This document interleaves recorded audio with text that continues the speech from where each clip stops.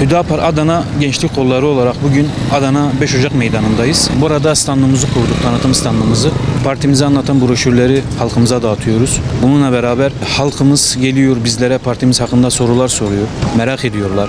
Gerek televizyonda gerek sosyal medyada gördükleriyle alakalı. Gelip bize soruyorlar ve birinci ağızdan biz onlara partimizi anlatıyoruz. Partimizin misyonunu ve vizyonunu anlatıyoruz. Özellikle gençler partimizi çok merak ediyorlar. Partimizin gençliğe bakış açısını, gençliğe vaatlerini biz burada gençlerimize anlatıyoruz. Seçim satım haline girdiğimiz bu günlerde bizler de Adana İl Gençlik Kolları olarak seçimlere hazırız. Ta ki seçim gününe kadar biz burada standımızı kuracağız ve halkımıza partimizi anlatacağız. Gerçekten gençler çok yoğun bir teveccühte bulunuyorlar. 7'den 70'e herkes partimizi merak ediyor. Geliyorlar burada partimizle alakalı sorular soruyorlar. Birinci ağızdan cevaplandırıyoruz. Hüdapar Adana İl Gençlik Kolları olarak seçim gününe kadar meydanlarda olacağız. Parti tanıtım standlarımızı açmaya devam edeceğiz. Halkımıza partimizi anlatacağız. Gençlerimize partimizi anlatacağız. Hür davamızı anlatacağız. Seçim gününe kadar inşallah çalışmalarımızı devam ettireceğiz.